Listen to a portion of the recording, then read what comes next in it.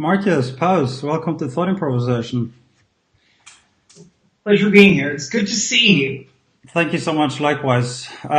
So we had a little power outage. Yeah. So we did about 5 minutes and then the whole thing shut down. My software failed. And it's funny, your cabin from 1776 lost power. Well, yeah, the entire area actually lost power. Yeah. Interesting. Such is life in the provinces. I think someone might not want us to do this conversation, which is even more reason to do it.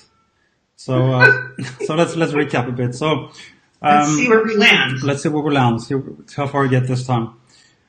So Marcus, let me give you a quick introduction to our viewers about who you are that may not know. So Marcus Paus, you're a Norwegian composer, and I would say you are one of the most sought after Norwegian composers of your generation. Your catalog includes chamber music, solo works, choral music, concerti, and other orchestral works. You've done many operas and works for stage and screen. And your works have been performed worldwide in many different venues, including Carnegie Hall and Norwegian television, and you've fulfilled more than 40 commissions, as I see here. So very impressive so far. Thank you. I mean, I've been doing it for quite some time, though. I mean, we haven't seen each other, I think, in about 20 years or so. Or probably more. I think, what's it been, like 1995 till now? Probably. Yeah. So just for the information, so Marcus, we are, and we used to be friends as children. We went to elementary school together, and then junior high school. Very close friends. So it's interesting. It's really good to see you again, Marcus, because we were so close back then. And now you look great. Thank you. Life has been kind to you. Well, you too. Still have your beautiful long hair. So new beard, me too. So high five for that. Yeah. So I think it's going to be really good to speak to you again. So I think that the magic of the internet and podcasting brought us together again after all these years.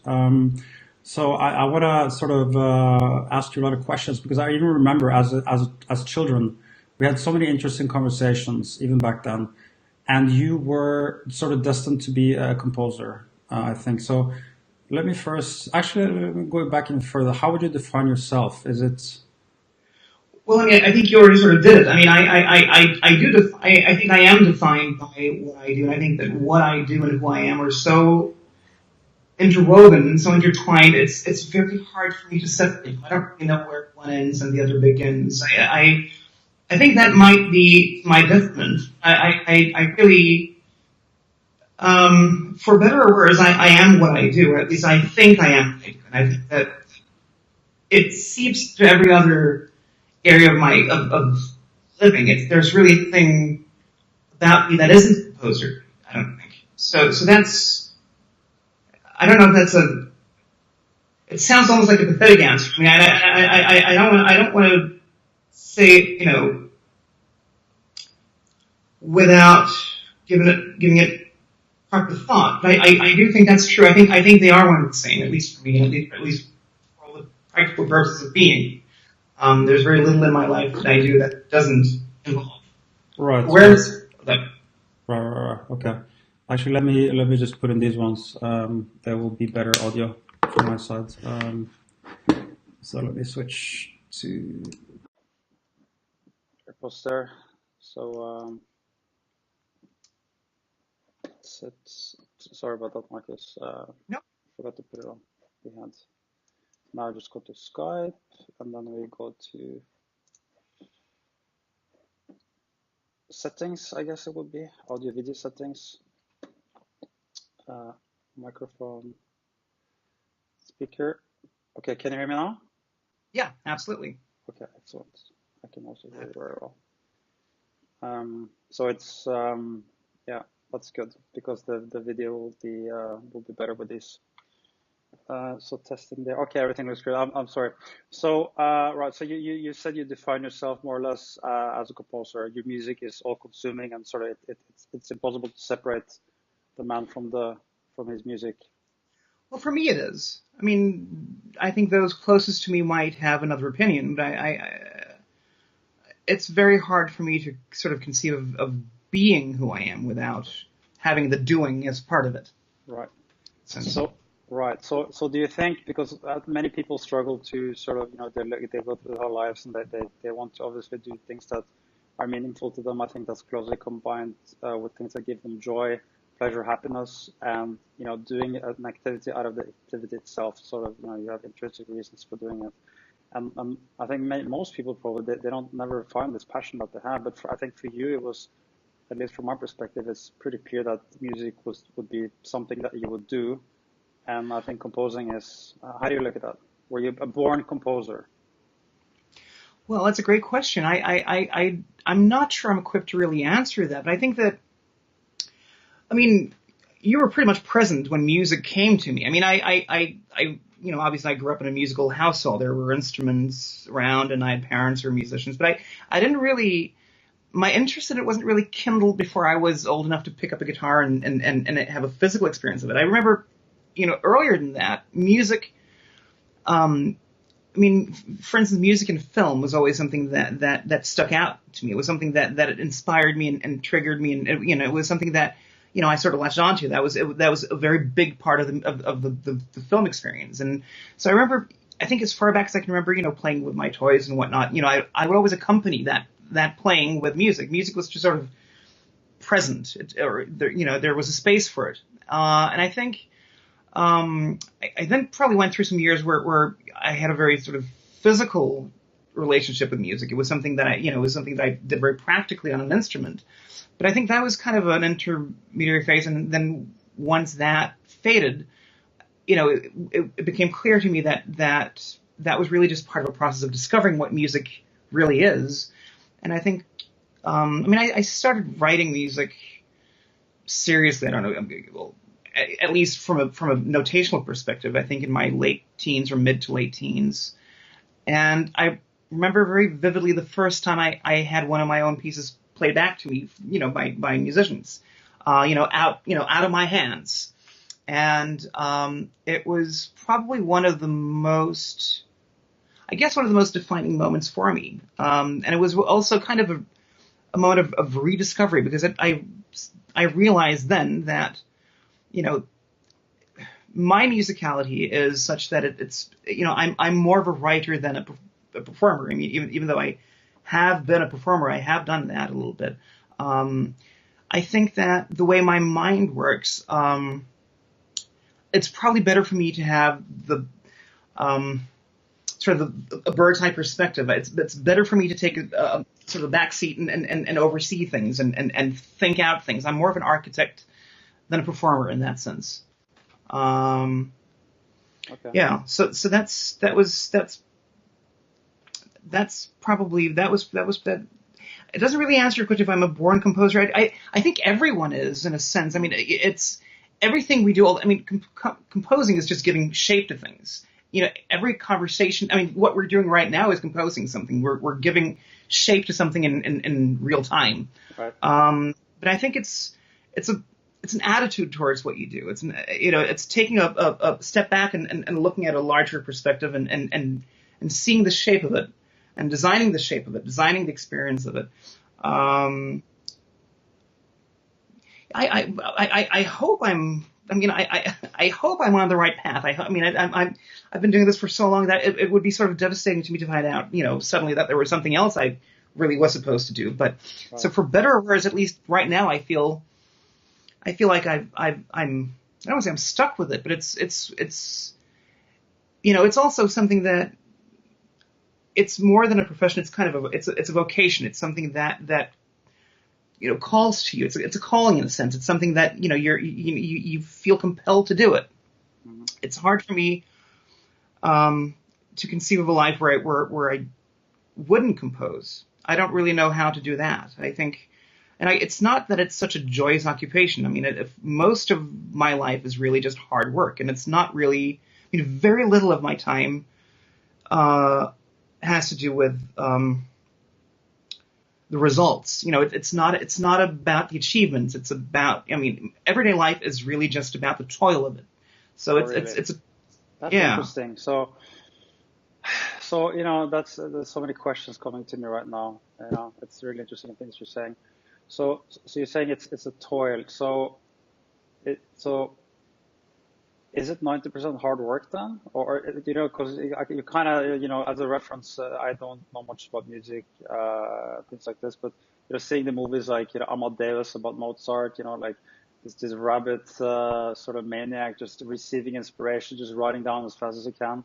How is that the same for you, or is it just like really, really hard work, you say? Like, how is the Well, I think process of creating music? it was hard work for Mozart as well. I think, Yeah. the sort of the myth of Mozart is that everything sort of, it was just sort of fully received. And I don't really believe in that. And in fact, we do know that Mozart actually sketched out a lot of his music. And, so there's a very sort of painstaking process to it. It's very methodical.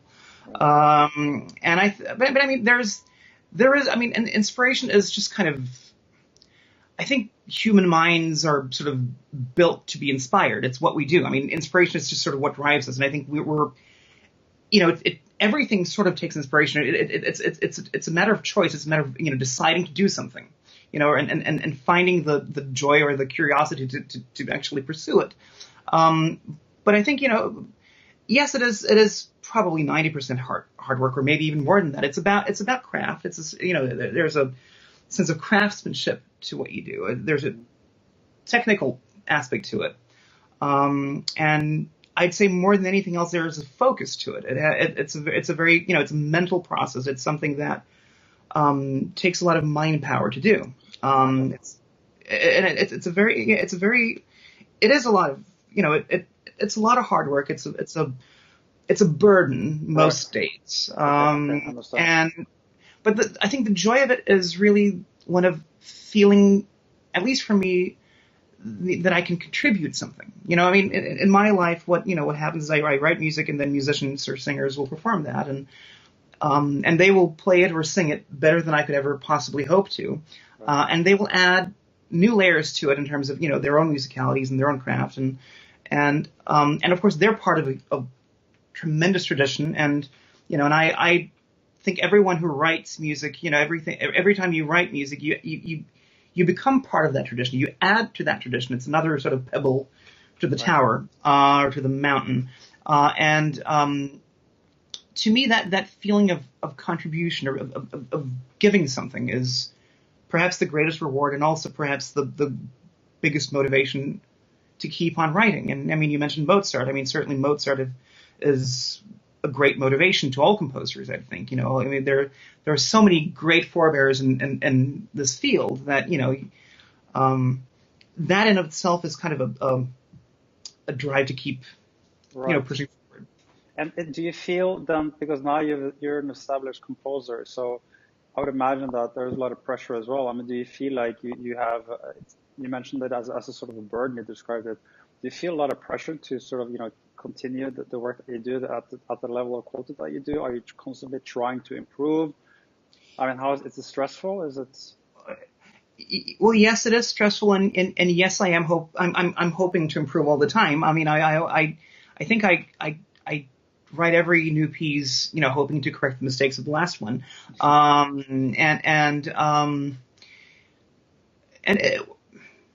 it's strange because the everyday life of what I do is such a, it's a very small scale life. It's a life, seated at your desk, just, in your own mind, thinking and problem solving. So it's very, any progress is very incremental. It's always, you shape something a little better over here, or you maybe discover something a little bit different over there. And I think discovery is a very important notion for me. I think what I hope to achieve, whenever I write a new piece, and is that feeling of discovery, feeling that, certainly also the feeling of bringing, like I said, contributing something, bringing something into the world, where, that wasn't there before, but also, for my own sake, to feel that even though, I mean, from piece to piece, I am largely the same composer, and, much of what I write probably, I mean, pieces will sound similar in some respect. And, you'll evolve only very slowly. So maybe, if you look at something you wrote 10 years ago, you'll see that you made choices then that you would not have made today. And, for better or worse, sometimes we might even digress, or we might our interests are different, and we'll pursue something that we find interesting, but that an audience might not, or musicians might not. And that's, but yeah, there's a lot of stress to it, and there is a lot of pressure. But I think the greatest pressure is, well, certainly, of course, there's the deadline aspect and all that, but there is also I think it's more about responsibility. You feel responsible. You're responsible for your audience. You're responsible for the musicians who are going to play what you write. So, and I not to say that, every choice I make is that catering to someone outside of myself, but it's what you do is still, you're asking for someone else's time. You're saying to a player, here's a piece for a solo cello. It's going to require all of these hours of practicing, and studying. Here's an audience, and, here's a piece, and give me a half hour of your life, and I'll tell you a story. I think if you do that, there's an obligation to it, I think. Right. Yeah. Well, I think that's a healthy mindset as well. I feel like you have a lot of respect for the craft, for the art, for the people that have been doing it before, for the musicians, for your audience, and you seem to not mention yourself so much. It seems like you feel obligated to please everyone. So let me ask you this: what is the greatest moment of joy from sort of in this whole process? That I can answer. I think the greatest moment. Well, there are several small moments. I think the very greatest moment of joy is that the stillness that comes, when you finish something, and it's not really it's a joy, but it's a strange kind of joy. It's a joy it's tranquility, serenity for at least for a few minutes. Right. That's the bliss of it. Right. And how is it? Sorry, go on. No, you please. Right, so there's so many questions popping up. It's really interesting. We could go so many directions. So one question is this: so do you get a lot of commission work, or do you write a lot of it from your own soul? And how does that vary in terms of inspiration? Do you even have time to write for yourself now, or is it just constantly people asking you to write pieces that are? Well, I make my living. Project description. Do you get this is a movie and this is the type we need, this is the genre, or how does that work and how does that influence you? Well, I make my living off of commissions. Now, most commissions, most of the work that I do is in the field of concert music. So the commissions will be very sort of unspecific. You'll know what instruments you'll be writing for, and you might know the length of the piece and maybe the setting, if it's going to be a festival or if it's going to be a concert, and what other pieces will be played at that concert. But beyond that, it's really up to you, or up to me in that case. Well, I think I approach all the music that I write from a very sort of similar mindset. I think writing music is an act of empathy. You're empathizing. If you're writing a film score, you're empathizing with that film. You're using your own emotional, psychological, and dramatic response to something outside of yourself. And I think, in a sense, you're doing the same when you're writing for an instrumental ensemble. You're responding to that ensemble. You're sort of responding to the not the needs of a scene, but the needs of a cello or the needs of a trumpet. And so there's that aspect to it. I think I've never felt that I'm not writing from. I guess what you'd call soul. I think what I could not write from any other place. I write from I guess an earnest sense of empathy, and I think that doesn't really change, from commissioned to uncommissioned work. I do a little bit of that. I try to, there are certain pieces or certain ideas for pieces that will occur in my mind and that will sort of let themselves be known and will demand that I write them. And so I do a little bit of that. I do, or at least, I do some of it every year, and I think I try to do as much of it as I can, or as I can fit in between commissions. But but most of the time, of course, what I do is really about, someone else coming to me and saying, we need a piece for such and such a group of instruments by, Right. Monday. Okay. Yeah. Okay. And so it's, yeah. But it's a great question. And I think, it really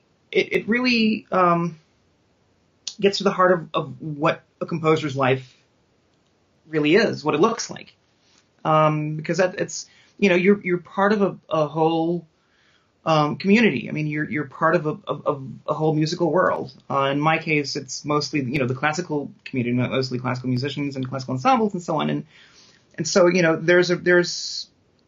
there's not a lot of room for you, but there's some room for new composers. And if you're lucky, you can can sort of join in the fun and become part of that.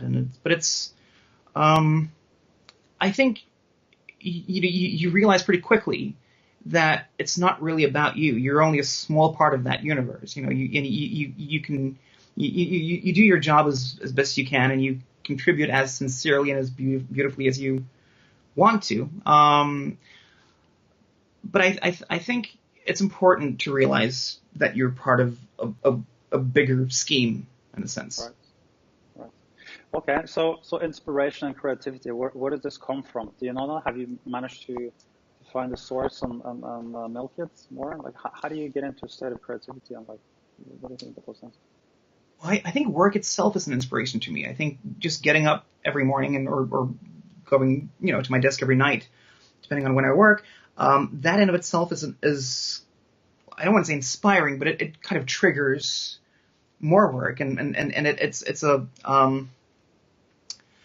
but of course, there are several processes. There's certainly ideas will just sort of come to you, and some of those will be a little bit more insistent than others, and some might be a little bit better than others. And I try to keep track of them. I mean, I do actually sort of jot down little things that happen to occur in my ear, but for the most part, it's I guess it's it at least for me now, I have a very sort of unromantic view of it. My point of view is this is what I do. It's a craft. I sit down and I write music, and I have good days and I have bad days and I have average days. And for me it's really about, I mean, inspiration to me sometimes, I mean, at least the part of it that I can sort of control is about focus. Really, it's about concentration. It's about an effort to get into a flow and to really think deeply. It can be a very meditative thing as well. I think that when I do my best work, I might actually it might approach something similar to meditation. Right. Okay. So have you identified something that you can do? I mean, do you have a ritual, like things like, do you eat certain foods? Do you listen to other type of music? Like you mentioned, meditation. Have you tried meditating? Do you exercise? How can you put yourself in a state of maximum inspiration, creativity, if this is even possible?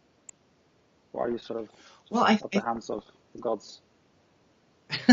Well, I guess it is sort of up to the muses as well, but I think that for me, I mean, I find a lot of inspiration or a lot of joy in other art forms. I'll read something, or I'll watch something, or I'll look at an exhibition or something, and that might sort of trigger a response of a wish to give something back, in a sense. So that I think that other art forms tend to do it. Beyond that, I think, in my everyday life, I mean, I certainly, there's a routine to it. And I think the routine itself helps. It's not only sort of the hard work, and little spurs of creativity. It's also, it's about enduring it. There's, it's something, I think, you have to toil. It's supposed to be a struggle. Right. And, so, in that struggle, or in that, knowing that you're in a struggle, I think what helps, are these small moments of comfort. It could be a cup of tea, or it could be, just it could be anything really. Just something that helps me, compartmentalize that part of my reality. Something that helps me sort of shelter my life at my desk.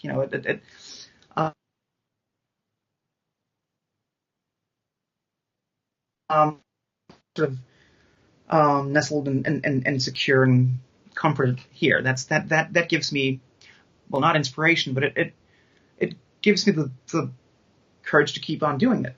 Right. Okay. Interesting. So let's go back here a little bit now for a more general question. So because music is extremely powerful. Like I notice myself now as well. And there are some times in the morning I can listen to music and literally tears be coming down my eyes because Yeah. it's so emotional. It triggers something in me. I think there's some sort of a deep connection to humanity. I think at a very deep level.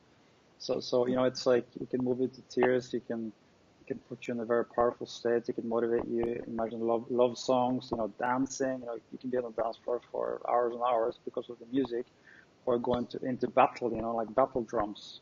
I mean, you hear, Mhm. it's or exercise or whatever it is.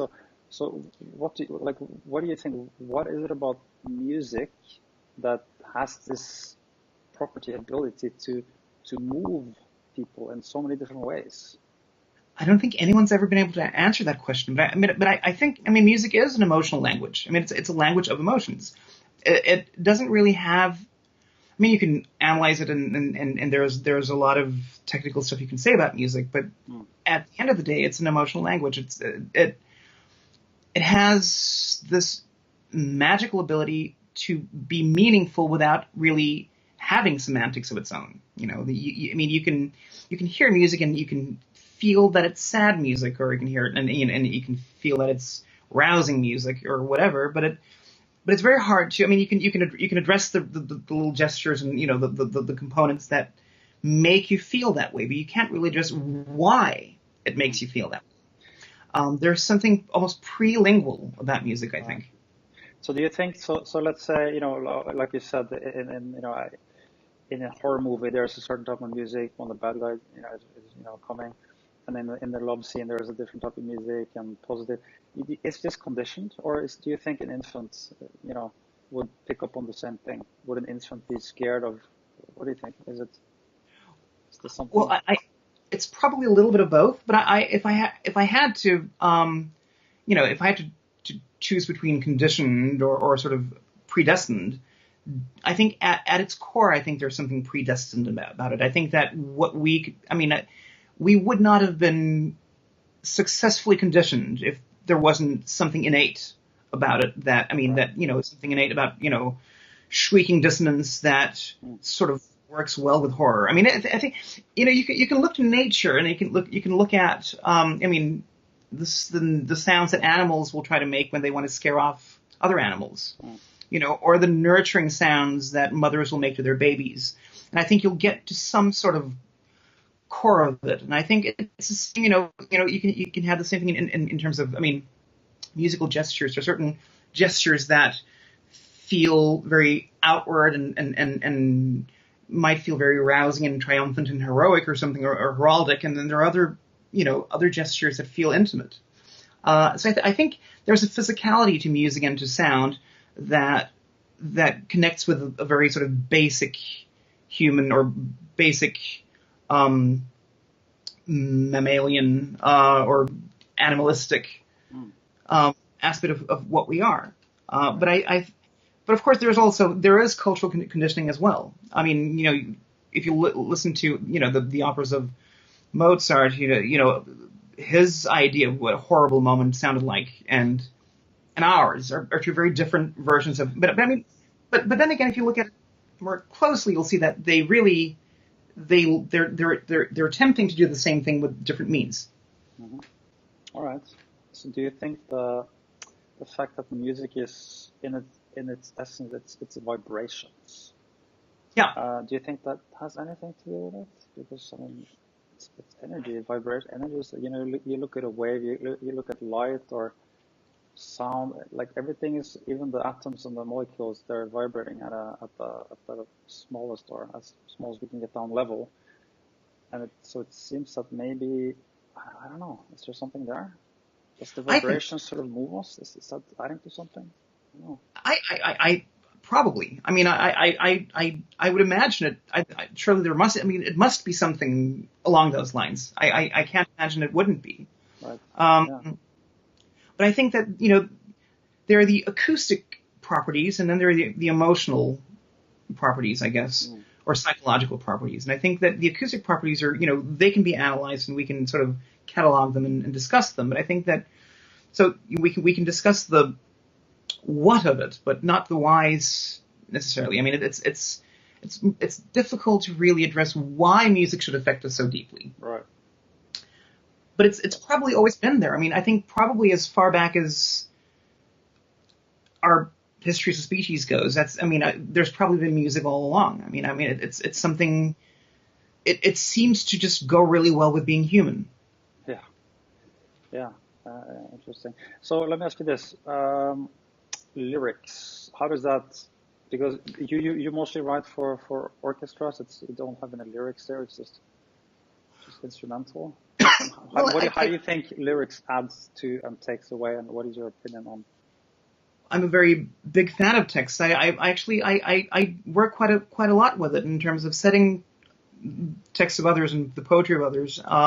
It's actually one of my favorite things to do. And most of my choral music or vocal music, and certainly the operas and whatnot. I mean, they all deal with that. And I think text is again, one of the things that can really, truly trigger a musical response in me. It's one of my favorite ways to work, really, just to find a poem that I care about and then set it to music. What I think it adds is that, you know, whereas music doesn't really have meaning in of itself. I mean, not beyond a sort of mystical meaning. The words will add semantics and clarity. I mean, you can actually, you can know what it is you're singing about, in a sense. You know, what the music is about. And I think it adds tremendously. I think it makes music much more powerful. I think music makes words much more powerful. I think they're mutually empowering, and it's interesting. I mean, the Greeks didn't really separate the two. For them, I mean, words and music were one of the same in drama. I mean, it was all sort of one thing. And I think there's, well, I don't want to say they're inseparable, but there's a connection there that I think is just deeply magical in a sense. Right. And it makes everything much stronger, I think. Yeah. No, absolutely. It's mystifying almost. So it's a very interesting topic. So then let me change a bit here. You're obviously a very creative person. Do you do other things, or is it 100% composing? Do you write things? Do you draw? I remember you were drawing as a child. You did cartoons. You were painting. You were like, you know. I think this is pretty normal. Like, artists are gifted in many ways. So is it something you still do? Or? Well, I think if you're if you do the one, you tend to have some sort of aptitude for the others. I think you know, it's the inclination to do or to create is going to be there. I mean, for me, no, I sadly all I do is write music. I mean, there have been moments where I've pondered, you know, wondered if I should maybe do some writing. But I don't enjoy writing as much as I enjoy writing music. And I think it's interesting. I mean, probably because if I started writing now, you know, it would be starting so late. I'd feel embarrassed about it. I'd become too self-conscious about it. Colleagues who are, you know, writers and composers, or you know, writers, composers, and painters and sculptors. I mean, there are some people who are and who are actually really, really good at all of it. And then there are some who are sort of semi-good. I think that's the fear. You know, unless you do something exclusively, you know, you'll never be as good as you should. Right. And that's probably not true. I think it's probably a way that we just sort of keep ourselves from fulfilling whatever potential we have. Right. So but I have to admit, I do that to myself. I think I am an obstacle to that. I keep myself from doing all those other things. Yeah. Whereas I guess there's no reason why I shouldn't pursue it, but I just haven't. Yeah, it sounds like it. So it sounds like like you have a little bit of a fear, and like now you have a sort of a good thing going on. You know what you're doing, and I'm sure it's. You mentioned it's toiling, it's a lot of effort, but at least you can deliver something at a very high level. Whereas if you start writing now, maybe you feel like you have to go through the whole learning curve again. Also, the alternative cost of not writing music, things like this. But it seems like you're kind of holding yourself back a little bit.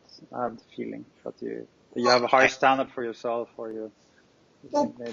probably. I mean, but there's also, I mean, I've had other people tell me I should do more writing. Yeah. I've written the occasional essay, or I've written, a comment here and there, and I know that I have a certain affinity for words. I'm relatively good at expressing myself verbally. But I don't really find any joy in it in the same way that I find in writing music. So there's that as well. But I think, there have been moments, like I said, there have been moments along the way where I've thought about maybe I should do a little bit of writing as well. I mean, it might still happen, at some point. That's actually a very typical thing. There are a lot of composers who are also writers, actually. So there's something about those two professions that they share sort of. I don't know why that is, but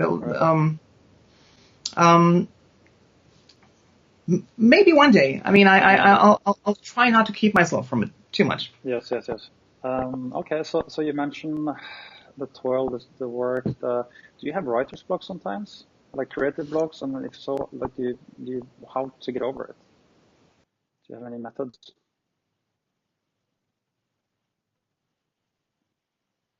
Really, this is going to sound conceited, but I don't think I've had time to have a writer's block.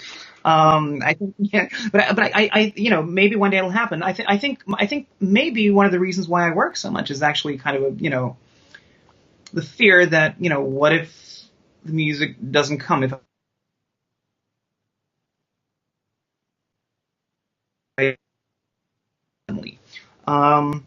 So I think that might be part of it, but it's all. I think also it's about methodology. I think it's I think I have a way of working where writer's block might not be so much of an issue. But I can. I mean, I'll have moments. I mean, usually I'll have false attempts at every piece I start. I'll start many times and scrap it, and and it's because I'll distrust the idea. I'll have an idea and I'll think, well, this isn't due in another few months. Maybe something better a better idea will present itself. So there's that. And it's not really a writer's block per se, but there's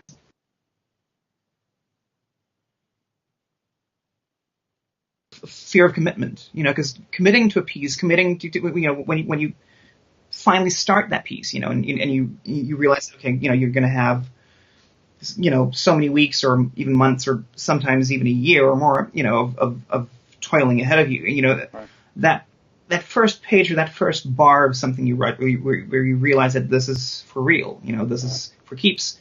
That's a very daunting thing. And it can be very scary. It's a very scary first step, and I think all of those baby steps are scary. I mean, and it's the same every time. It doesn't really get less scary. Right. It just gets scary in a different way.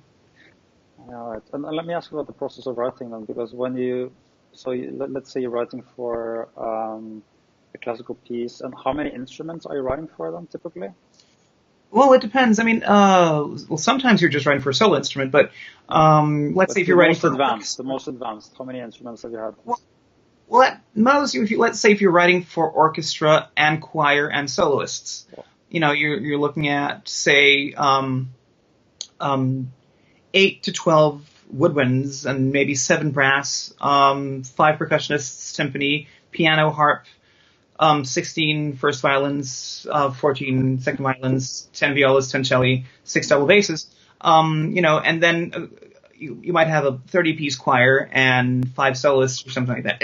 Wow. You're looking at 100 something. A lot of moving parts. A lot of ink. Right. A lot of ink. Wow. So if you're looking at, sometimes, you'll spend an entire day just working on a couple of seconds of music because you're writing for so many instruments, and it's a very busy page. That might be an entire day's worth of work. Sorry, go on. No, please. Yeah, it's just so interesting. Obviously, don't have an experience with this, but I can imagine, like, how do you go about that? Because it seems like,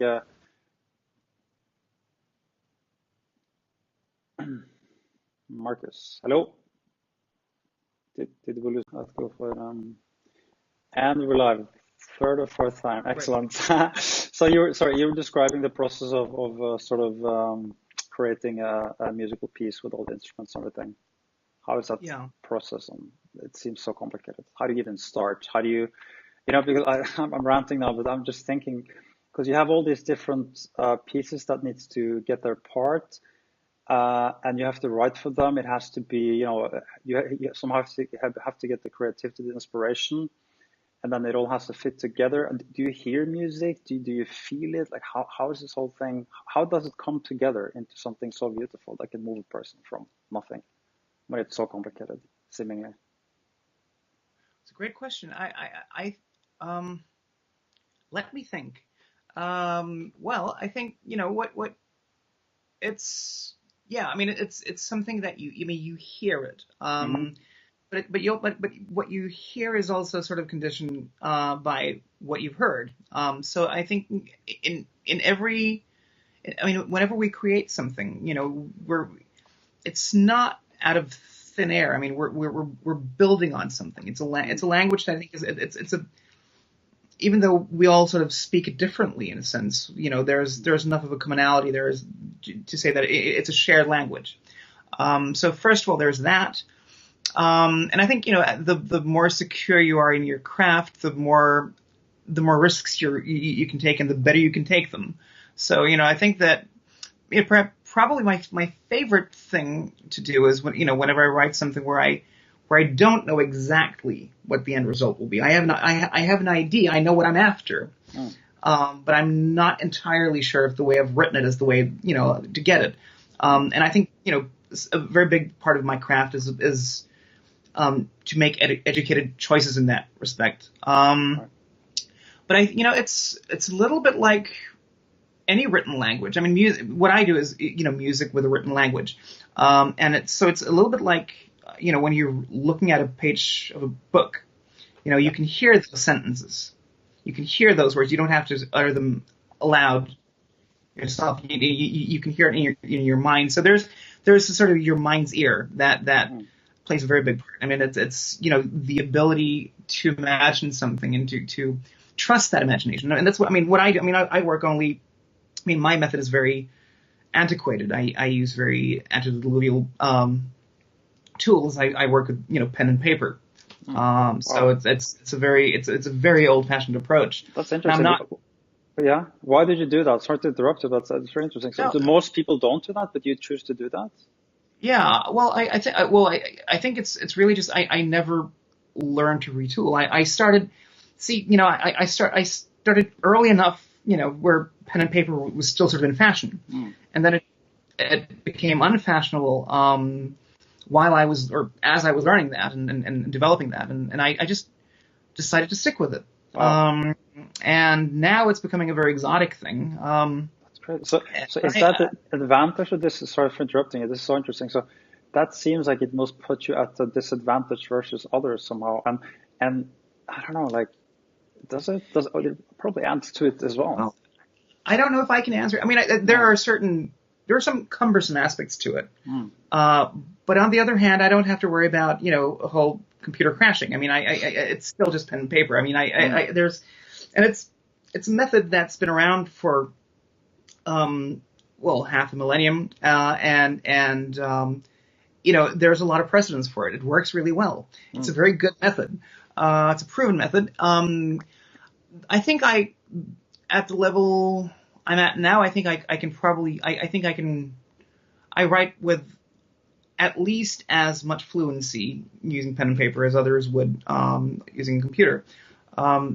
Possibly even more. And I think for me, there's something about just the sort of directness of, having that sheet of paper. Sure. There's something physical about it, something tangible that I like.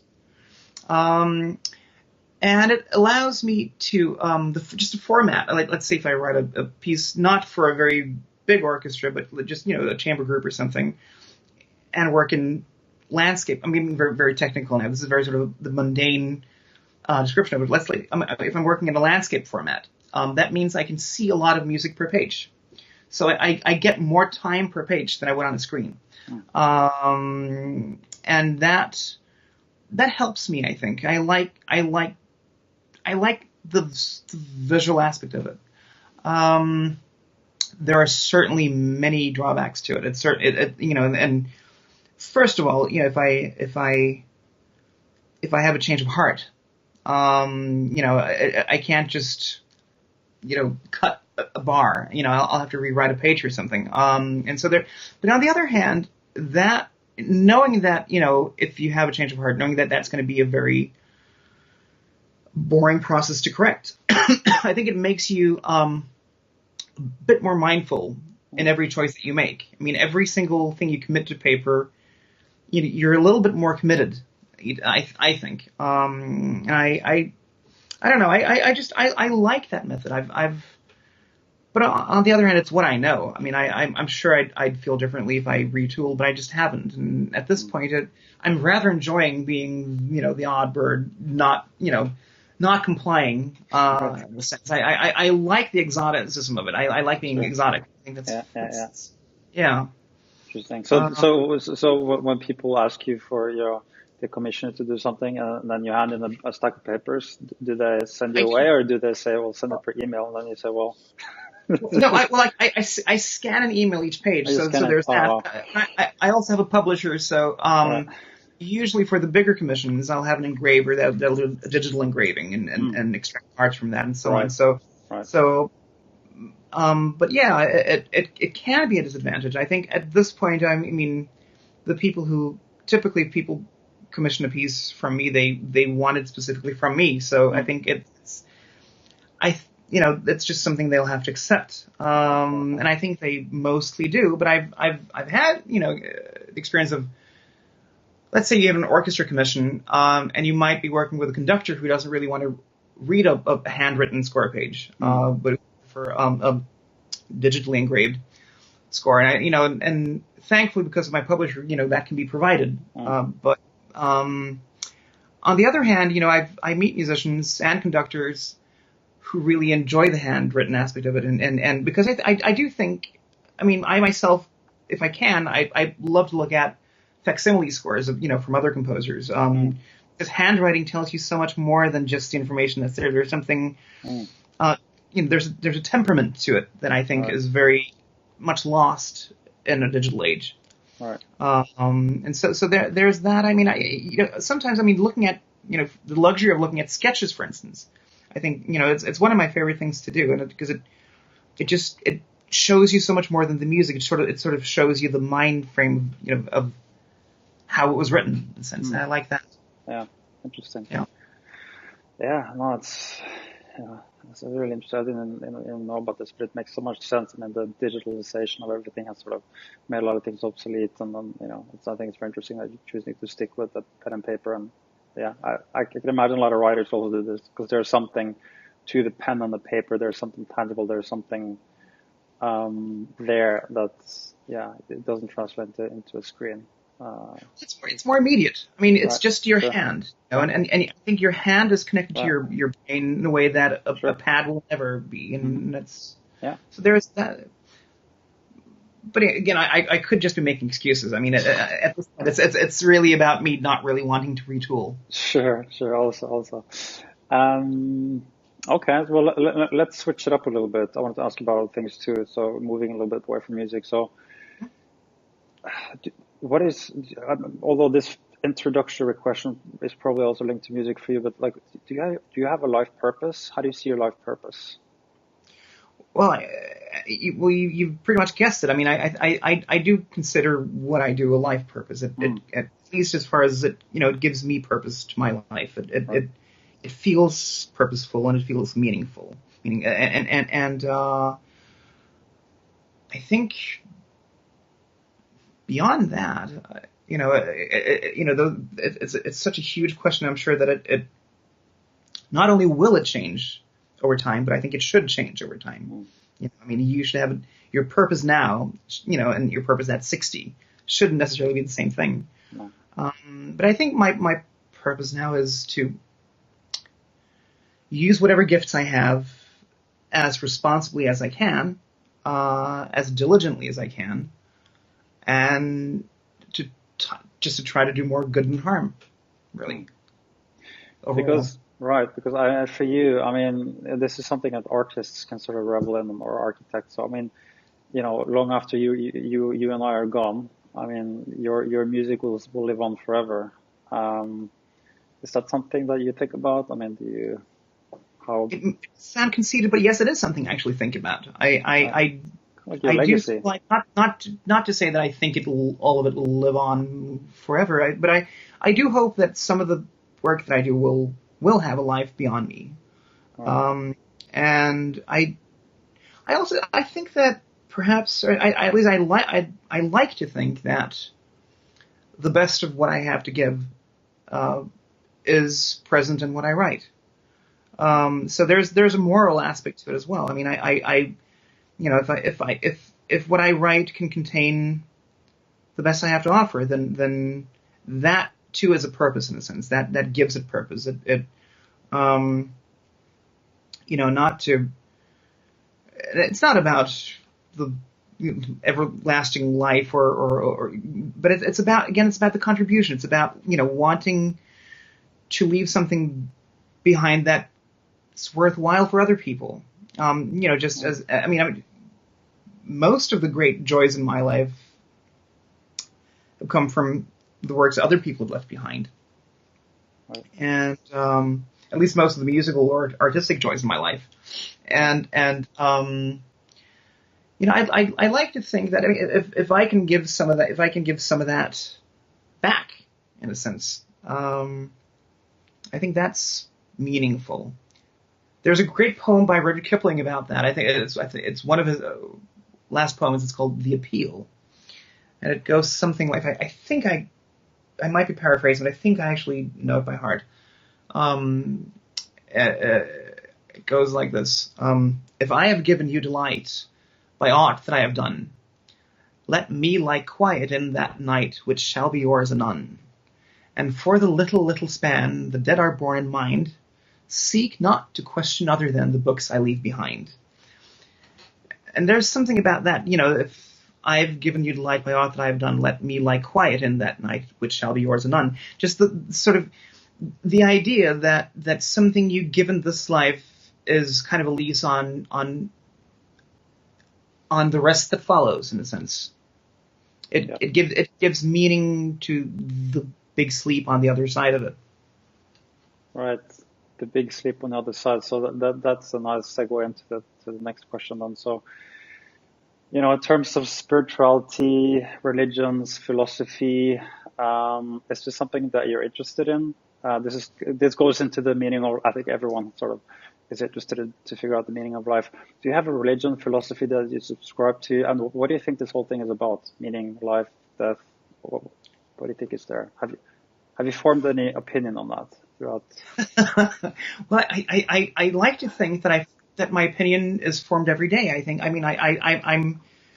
I'm here to find out, and I think just sort of being alive and finding things out as you go it's enough for me. Well, I do.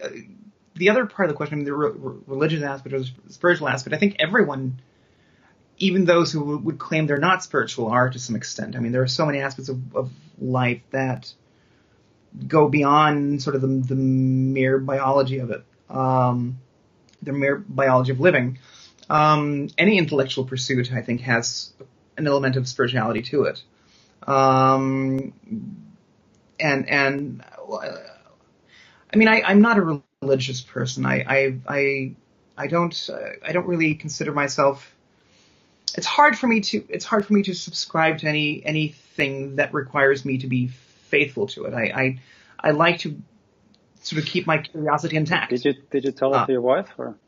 No, but I mean, but in spiritual matters and you know, and just in matters of the mind, I think. I mean, I think just to be infinitely curious and restless, I think, is really what we should be. I think that's what we are as a species. You know, we're not here for the answers. We're here to live the questions, and I like living the questions, and I like the questions much better than the answers. I think that answers tend to have something dull and false about them. I do think. I mean, from a cultural perspective, of course. I mean, I'm obviously Christian. I mean, all of the art, most of the art that has shaped me, all the music that's shaped me, comes from a culture that's basically, you know, Christian humanist. But it's the humanist aspect of it that I think intrigues me. You know, the fact that we were able to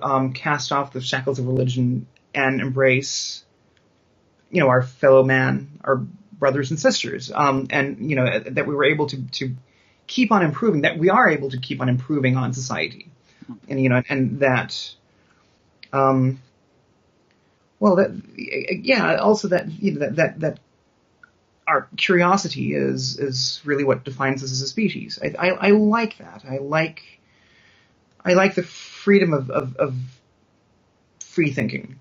I'm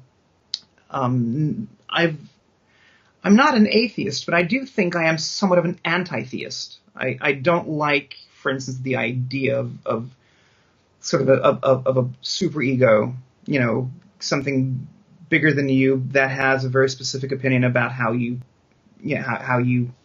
deal with very mundane things. I think that's very. I mean, there are many aspects to that I think feel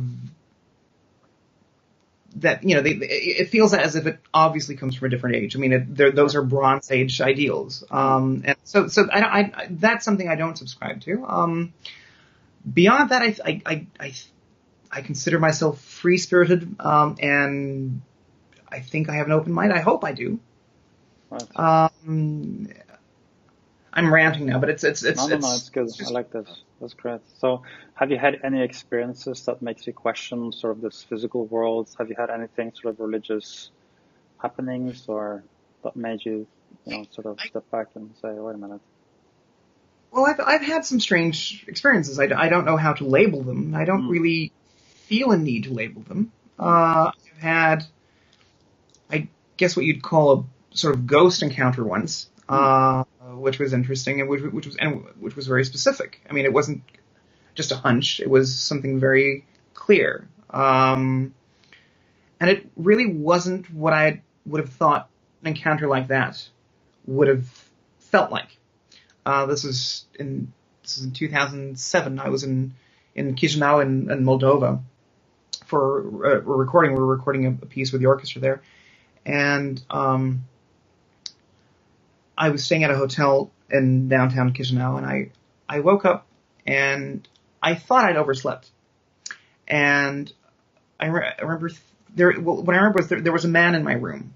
It wasn't a ghostly sort of vaporous figure. There was a man, fully, you know, flesh and blood human male, very, very tall, standing there. I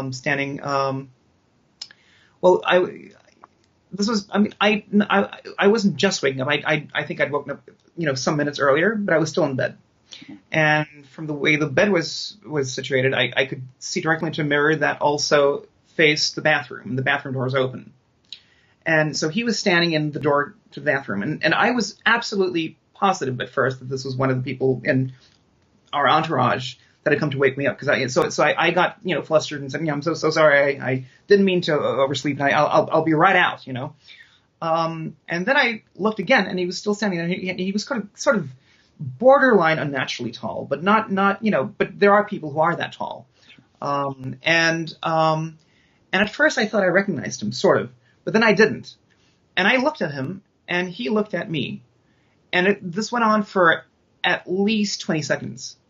And it wasn't scary. It was just very strange. And, you had there was a cognitive dissonance to it. There was something about that whole situation where your brain tells you that this isn't, there was some, he could have been, of course, just an intruder. I could have been robbed or something, but then he just disappeared. He didn't walk out the door. He was just sort of gone. And that was the moment where you're, instead of being scared, it's just your brain is sort of struggling to cope with what you've seen. And I don't really know what to label it. It could have been, just the result of an overworked mind. I could have been more asleep than I thought I was, although the way I remember it, I was fully awake. So I have no need to label it, but I know what I saw, and I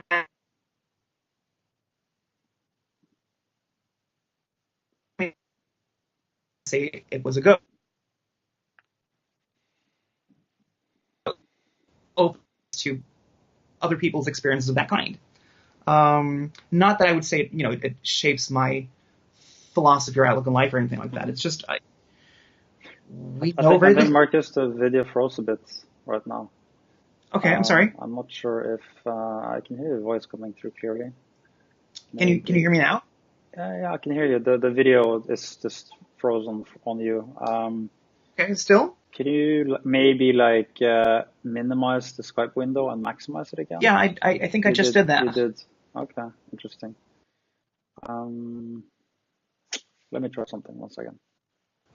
Oh, now it works again. Okay, perfect. Yeah. Cool.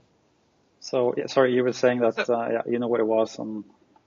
I don't know what it was, and I don't have to know it. But I think it kind of renders me, in a position where I guess I'd be open to any interpretation of it.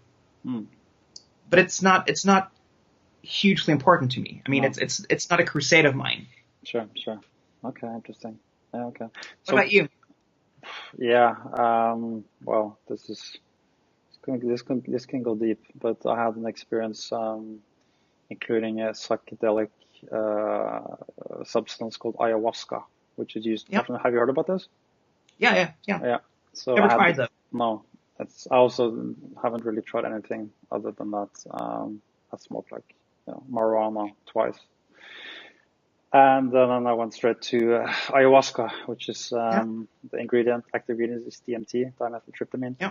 Was in Spain, and there was basically two sessions, and it was very profound. Let's say, I was the first experience was I was fighting the experience, not surrendering, and I was sort of getting this download of information, this stream of information saying that we're all infinite beings of light. We've forgotten who we are. We are gods. Had instant manifestations. People around me, there was 20 people coming from all around the world, that wanted to do this. And they all, they changed, their shapes changed. As I was thinking, they changed. So as I was getting scared, they turned into demons. And then I started thinking about love, and they turned into angels.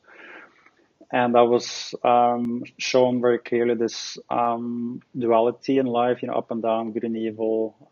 There was clearly I saw art. So there was sort of augmented reality aspects where things change, like real things changed, so people change appearances. I saw pyramids made out of light spinning in the dome that we were. I saw the log, the fire starting to come alive. I saw the carpets take on 3D shapes. I saw the stars coming down from the sky. And when I closed my eyes, I met entities that sort of took me into something I would describe as my own subconsciousness, and showed me everything from all my problems of fear and letting go, and the self-love aspects, and it was just a crazy ride of. But then the deepest message that I got is that everything is love, in a very, very deep and profound way. So it just, so many lessons, man. but it's like we're infinite. Everything is love. The only thing that we have on here on Earth is love that is really meaningful. And I think if you think about the hippies, that say all we need is love, it sounds very sort of, you can sort of shrug it off easily, but once you have an experience where you go through hell and then heaven and then everywhere in between. I was experiencing time loops, thought I was trapped forever. This is just, you can't imagine these experiences that I had there, and this introspective, and it just blows your mind. And at least it made me open to sort of it made me more open. Whilst before I would sort of shrug things off and say, no, it's not possible. But after having done that, it's like, okay, there are definitely things out there that we don't know, and we should be open. That's a very beautiful experience. It was absolutely insane and amazing. Yeah, it was terrifying. It was the most beautiful thing. This wonderful feeling of love, and just yeah. It was so many things at once. It's completely overwhelming. And, I was so red pilled. The Matrix, when you see the guy, takes the blue pill, the red pill. It was just like after the first night, I wanted to take it back. It was such a profound thing, like, because your whole life, just everything you've experienced, everything just falls apart. It just disintegrates. Your whole mind is scrambled, and you think like, oh my God, like I can never go back now. And then the next session, I saw love and all this stuff, and it was just absolutely insane. And so yeah, I'm open to thinking that it's definitely more than what's in the Bible. Let's say, it's like if we discovered Atlantis, if aliens landed on the planet, it wouldn't be as big as this somehow. Right. So that was my experience. Yeah, so it's interesting. Yeah. It has a core message that I think, is probably the one message that all art is trying to get across, I guess, is, it is really about love. There is something deeply compassionate, deeply devoted. And I mean, it's really what it's what it's about. That sense of communion is it is an act of love. And I think, I guess it also, at least it sounds to me like, it describes love as something much, much larger, much more, just transcendental in a sense, it's not the petty love of, closed-minded, strict, fearful, cultures or relationships or whatnot. It's not the love of greed. It's not about. It sounds to me like it's a much larger love. And that sounds very beautiful. Yeah, no, it absolutely. It's like the biblical version of love. That was one of my favorite comedians, Bill Hicks. He said, "Anyone who maybe I'll butcher this quote. Anyone who questions God's infinite love, now hell awaits anyone who questions God's infinite love." That it seems like that's a sort of the biblical version, the Catholic version. But what I experienced was, it's almost like what I'm thinking about, what I've come to maybe believe later is that we're actually human beings. We are sort of a vibrational nature. We are energy, and we're vibrating at the frequency which is love. And anytime we're not loving, anytime we experience the spectrum of hate or fear or greed or these things, we feel terrible. And the reason we feel terrible is because we're separated from who we truly are, which is love. So those are your emotions that tell you, if you're upset, if you're angry, if you feel hateful, the reason you feel bad, it's your emotional guiding system telling you you're off of who you are, you're off of love. And when you feel love, it's the best feeling in the world, because that's who you truly are. Mm-hmm. And everything is forever. That's sort of the conclusion that I've come to for myself, being open to the fact that it could be complete horseshit. No, I think it sounds like all you need. I mean, it really does. I mean, I don't think there's any. I can't imagine a greater truth than that. I think it certainly seems not only sufficient and sustainable, but it sounds just very deeply healthy, I think. And it's a truth that I think would resonate with most people as well. It's something that I think you'd have to be severely scarred not to find value in that. Yeah, absolutely. It's something we all share as human beings, love, and even with the animals. And it's just like when you experience with your animals, it's like they have this unconditional love. Whilst human beings, we live conditional lives. We let conditions outside of ourselves sort of dictate how we feel and if we choose to love the person or not. It's all conditioned. So if you can transcend the conditions, then you are, and you just sort of project your love, and then I think then that's sort of almost an awakening, or that's a high level as a human being. I think if you can achieve that. I'm so glad you had that experience. I mean, it sounds like just a wonderful doorway. Yeah. Really. Yeah, and also now, did you also get the unpleasant aspects of ayahuasca? I mean, did you feel sick and did you vomit and stuff? Oh, yes, sir. Yeah. Oh, yeah. Yeah. This was, and the funny thing is that the first time I didn't have it at all. I was fighting and not surrendering. I was terrified, so I didn't do that. The second night I surrendered. I said, okay, because the mother ayahuasca, the goddess ayahuasca, she came to me in the form of a sort of a squid or a snake or a serpent. And I said, just do with me what you want. And her tentacles literally took my brain and sucked me into my own vortex of subconsciousness. And then she took me into, literal manifestations of hell, fear, and she encouraged me to vomit. So it literally was like I was vomiting out. First, I experienced hell to the deepest levels of hell. And then she made me vomit, and the vomit was a manifestation of throwing up my own personal hell. And after vomiting, that's when sort of the heavens opened up, and you just felt this incredible, almost literally the heavens parted, and just everything came down to you. And then I realized all my relationships, from even going back to childhood with my parents and girlfriends, and like I saw the path leading me to this point, and just how beautiful everything was, and how everything is love, and it's just such a deep connection. So that was yes, I vomited, but it's almost like you had to vomit to experience the love. You had to go through the gates of hell before you could it felt like. So that was, but every ayahuasca experience is different. The people that I was running the camp, let's say, they've been doing ayahuasca for 13 years, and she said every trip is different.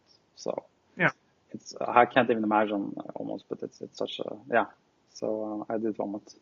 I did purge, as they call it. Yeah. Well, I mean, if you're gonna purge, I mean, I'm glad you got such a great reward at the other end of it. It was seems worth it. Absolutely. Oh. So, and I think a lot of also musicians, I mean, just to connect this topic to music as well. Like a lot of the musicians, the hippies or the Beatles or, I don't know who, they're known and famous for doing a lot of drugs. And I think a lot of them, they say that they were, writing a lot of their music just completely drugged down, or they get creativity or inspiration from that. Is that something which is common, do you think, like for artists in general, to receive inspiration? Is that something you can use? Well, I think any method of escapism is common to that. I mean, to what we do. I mean, it's going back to the toil aspect of it. I mean, most of the musicians I know, most of the artists I know, tend to have, tend to use alcohol as a means of escaping, just because it's a very stressful life. I mean, orchestral musicians, for instance, they you'll find a lot of pretty heavy drinkers among them. It's just sort of always been that way. And I think it's probably a little bit less now than it used to be, but I've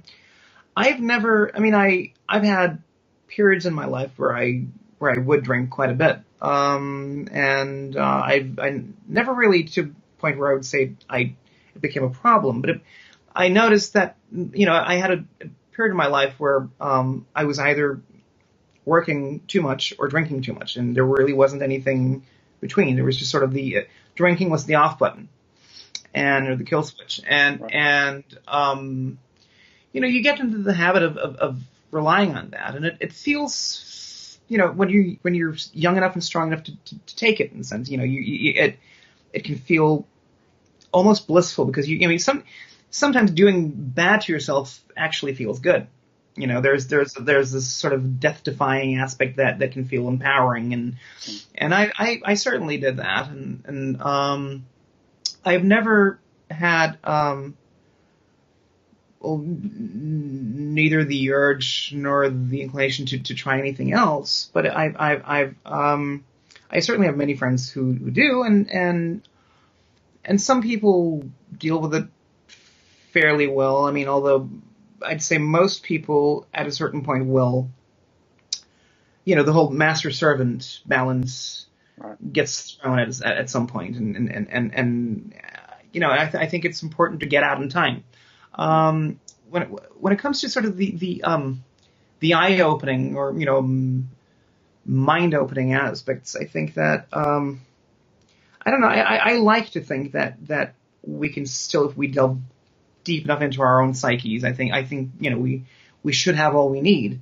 But then again, I'm speaking from the perspective of someone who hasn't tried, so I wouldn't know. But let me say that none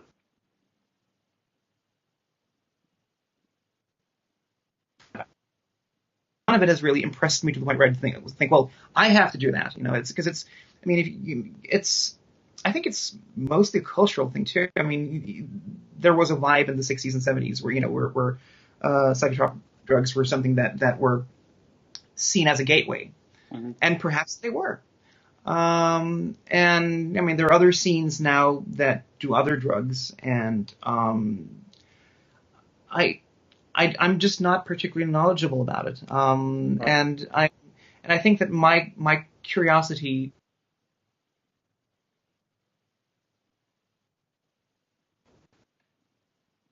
approaches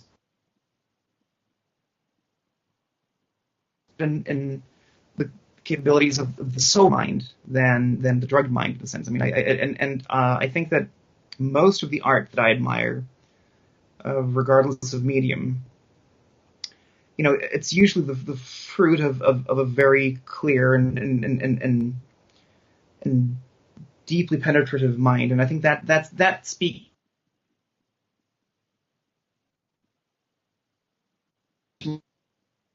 about these matters. So I don't want to be presumptuous. I don't want to be arrogant, and I certainly don't want to moralize. And I really have no problems with it. I mean, I've well, I don't know how to put it. I don't want to say I've admiration for it. I don't have that, but I sympathize, and I can empathize, and I can see why it might seem like a viable option. And it may be that I'm losing out on something. I don't know. Yeah, right.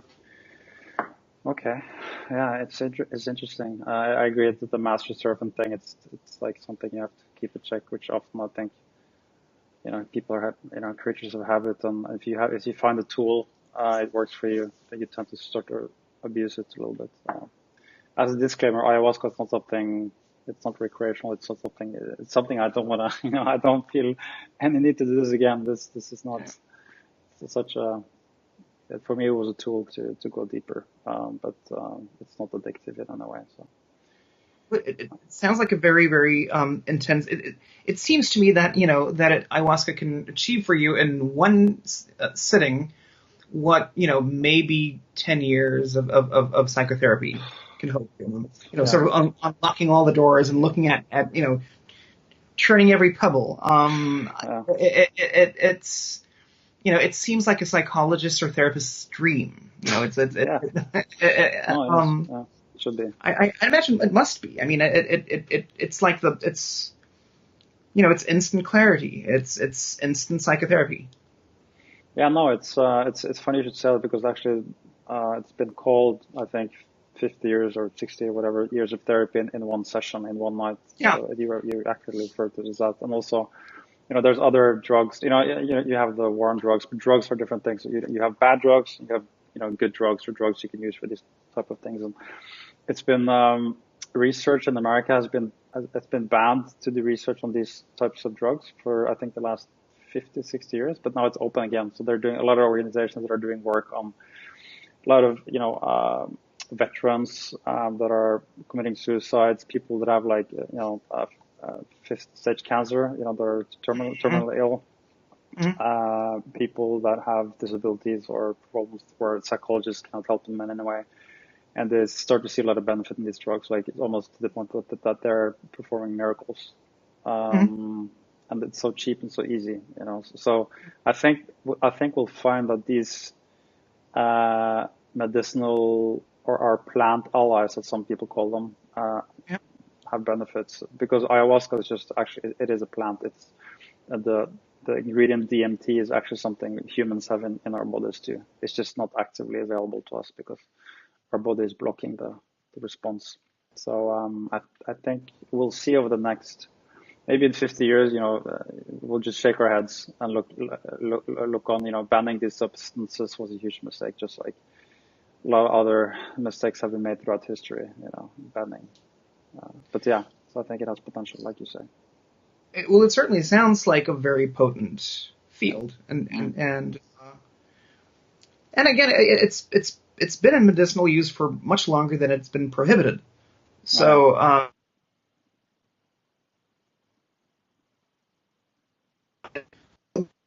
From a very occidental Western perspective, and I think that our sense of cultural memory is very limited.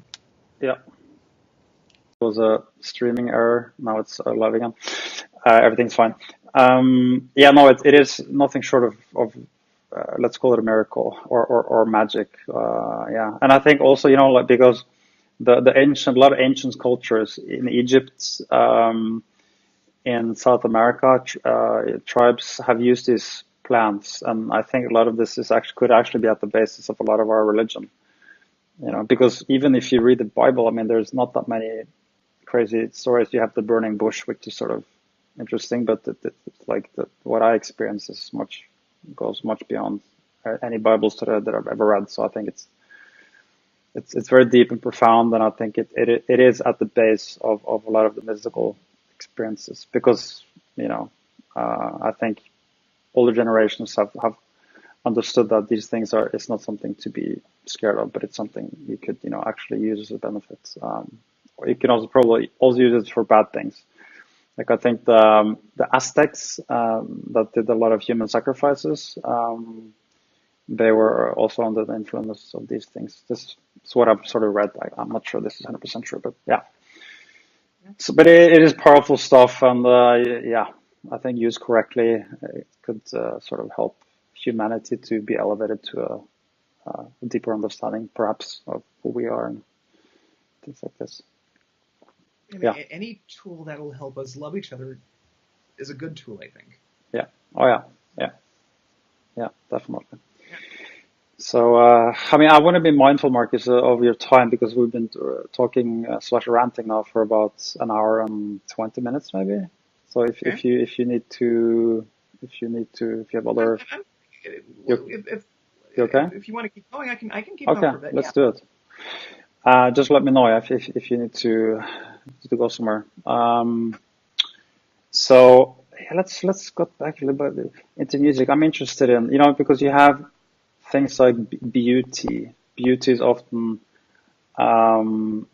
associated with art, and beauty is something I think that artists and human beings in general admire and want to emulate and want to become. You have things like a person. I think in some respects you can sort of define beauty. In the face symmetry. There's these golden ratios and things like this. I think there's some certain cars, certain women that we all agree these are more beautiful than other things, and buildings and things like this. So let me ask you about beauty in music. Is there a recipe for that? Is that something? Well, I think if there is, I think it changes over time. I think that we all have. I mean, there have been ideals, and I mean there have been. If you talk about, for instance, harmony. I mean, there's a whole history of harmony and how harmony evolved, and I think with it, our ideals changed. Our ears changed with the music, or the music changed as our ears evolved. for me personally, I mean, beauty is something I think quite a lot about, but I think my personal conception of beauty is that there needs to be dissonance for me to feel that consonance has a purpose. So it's about tension and release. It's about it's about light and shadow. It's about having I guess a sort of oneness of opposites. Having this idea that art should be all encompassing. Every life should be present in art, and so in that sense, I think going back to, I guess, to Keats. I mean, beauty and truth, and their equality. I think they are equal to each other. I think they might be one and the same in so much as anything that feels truthful in art will often seem beautiful as well, even if it's grisly, even if it's horrible, even if it's macabre, even if it's not about what it depicts or what it describes or what it speaks. It's really about the truthfulness of it. And of course, this is very difficult terrain to cover. I mean, it's hard to pinpoint truthfulness in art. It's as difficult as or even more difficult perhaps than to pinpoint what's seen as sort of the objective criteria of beauty. But I think they're interlinked. I think they're actually in some way discussing similar aspects. You might read a book or watch a film, and it can depict something very horrific. It can be set in just dire circumstances, and it might be a very dark and even tragic story. But if there's something truthful in it, it'll still strike us as beautiful. I think, in a sense, also beautiful. I mean, the beauty of a piece is really also about how it sort of fulfills its own promise, how it lives up to the promise of its premise, in a sense. I mean, if I think that, to me at least, a good work of art is a work of art that sort of achieves what it sets out to do, and it's not really about what it sets out to do, but if it actually manages to do that. And I think that to me that's a sufficient measure of beauty and truthfulness and success of does your piece do what you think it does or what you meant for it to do? Now, of course, sometimes it does much more than that, and there are dimensions and aspects. I'm sorry, Go for it. my throat's a little dry. There are aspects that are way beyond our control. And sometimes you can have the experience that something is speaking through you, or I think a moment that we all have in art is this moment of recognition. I mean, you'll read something, or you'll listen to something, or you watch something, and you'll feel it resonate with you. It strikes you, it hits you, it feels as if it was always there. It's once you've seen it, it's difficult to imagine life without it. It becomes like the clouds and the trees. There's something just eternal about it, and I think that to me is really that's my idea of beauty. I mean, to find something that will feel inevitable once you arrive there. It should feel as if it's always been there, just sort of waiting to be discovered. Yet, at the same time, having the sense of discovery to it. I'm sorry, I wish I could put it more succinctly, but I don't think I can. Right. I think the topic is it's because as humans we only know so much, and there are deeper things going on. I mean, I guess we are. We have our five senses, and we use those things to interpret with. So with music, hearing is a big thing. With seeing a sculpture, you would use your visual, and it all gets sort of input into your brain, and then it gets processed, and then you have thoughts, and then thoughts through your emotions, and sort of. Yeah, but it's so it's on such a subliminal, deep level that it's hard to sort of put into words. Even words are just very cheap, or very yeah, yeah. Oh, it was. Are you there, Marcus? I think. And we're live. Cool. It's a little bit of part three. We'll put it in like three parts, and then so this will be the third one. Well, we talked about actually, is your audio working? I hope so. Is it? Yeah, it's perfect. Excellent. Yeah. Yeah. Okay. Right. So we talked about beauty in art and music. We're struggling to find a sort of some deeper meaning there. Did we have any conclusion on this? Is it just too difficult of a topic? No, well, I mean, I think to me the conclusion of it is that it has to do with art's relation to life. That it has to do with how it feels, I guess, encompassing enough. How whether or not it feels true to life in the sense. That's not that's not really about. It's not about the mimesis aspect, but about again, we're constantly sort of broaching aspects of this topic where where you're going into almost sort of the metaphysical. And I think everything we're talking about. I mean, you can deconstruct all of it very easily. But let's keep an optimistic view, and let's for the sake of argument say that art has meaning. Let's take a non-nihilistic approach, and I think in that light it has to do with art's relationship to life and how quote unquote truthful it feels. But I also think that it doesn't really have fixed parameters. I mean, of course, you can talk about certain proportions and aspects that are in one sense fixed, but whether or not those are valid at any given point. I mean, most art today doesn't really adhere to any of that, and it can still be very effective and very beautiful and truthful art. But I myself do feel very strongly towards, I guess, an aesthetic that's rooted in something classical. There's something. I mean, I don't really consider myself or think too much about myself in the light of being a traditionalist, but I am often described as one. And I think that my music, for instance, still has elements of tonality and melody in it, which is something that you won't necessarily find too much of in a lot of contemporary music.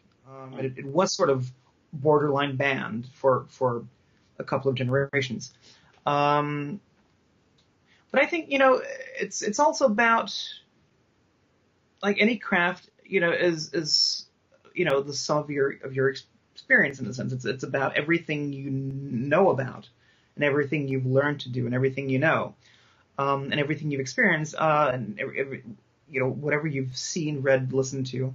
That too becomes part of that truth, and I think that has to do with the commonality. I mean, I think it's a shared language. I mean, any art form has that element to it. I mean, it's something that, I mean, it's not uniquely your own. You will have your own thumbprint to it, but there's you'll speak your own dialect, but you come from somewhere. That it's not from out of a void, or a vacuum. It exists in relation to everything else, and to everything that came before and everything that is right now. So with that in mind, I think the whole idea of the truths of art do change. I mean, it's why they change. I mean, because we change. What was true for a culture in Central Europe in the mid 18th century would not necessarily be true for us today, but we can still recognize some of it as truthful. It will still speak to us. You know, there will, and I'm not even saying that we couldn't use those particular aesthetics for something beautiful today. I mean, that is being done. I mean, there are composers. There's a whole slew of composers now, in a kind of a post-minimalist style, who write music that harmonically is actually through techno and ambient music. They're sort of rediscovering the mechanics of Baroque music. So, you know, it's also very cyclical. And I don't know, it's a constantly evolving thing. Interesting. Yeah, it's really. I'm trying because you're throwing so many different things. I'm trying to like to analyze and interpret and just compute all these things you're saying. I think it's interesting, really interesting. So it's like, yeah. So to try to summarize or to throw in some of my layman views on this, I think it's truth, it's originality. It might be timeless. It has a lot to do with emotions, because I think when you interpret, you know, like we said, through the five senses, ultimately it goes through the brain, and then an emotion is triggered, and so there's an emotional aspect to it. I think there's a beauty aspect, which again is emotional, and then I think that also goes back to what asked one of the first questions, you know, like why is it so powerful? And power meaning it's emotional, it triggers emotion. So I think maybe, and I think, you know, like you said there, art from earlier times, I think if it still triggers emotion, because we didn't really change, you know, biologically a lot the last thousands of years. So I think if it's timeless, it still triggers those things in us. So I think that, I don't know, I guess it is, for me, it seems like it has to trigger emotions somehow. Yeah. And I think it does, and I think it does have a timeless quality to it. I mean, we can read the works of Shakespeare now and still feel enlightened by them, you know, or we can still be moved by the operas of Mozart. Yeah. Now our particular cultural context is not the same, so we will understand those works in a different light.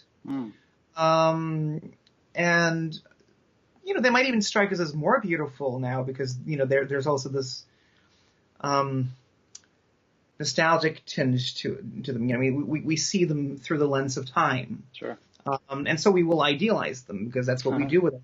You know, I mean, and that's so much of our received history is a very idealized version of history. You know, and the farther we become removed from that, then you know the more those periods and that part of history slips into myth, and those people. I mean, the artists and artisans who created that will I mean, we will see them in an idealized mythological light. I mean, Mozart's, I guess, the prime example, but there are many examples like him. And I think what you said. I mean, the fact that we are still, at least in a, if we're talking about a historic perspective that's as limited as, say, just centuries, I mean, we really haven't changed much. Yeah. And I think it's a very conceited idea that we should have changed much. I mean, to say that we're much wiser now than we were in the 1700s. I mean, we aren't. No. And we think of, I mean, of course, obviously we're technologically at a different place, but still, I mean, there's only so much that technology can do. Perhaps it's different now, because I mean, the technology that we have now is really perhaps a game changer. I mean, and it might, you know, I don't know. I'm not equipped to address these things, but I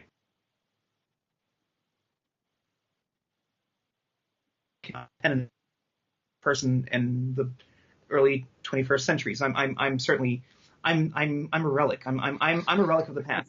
You know, already. I mean, I'm not even 40, but I'm destined to. I mean, I'm Fey, but still, I like to think that there's certainly more that connects us to our brethren of other times than what separates us. Do you think, this is a personal question for me, do you think art needs to be difficult to make?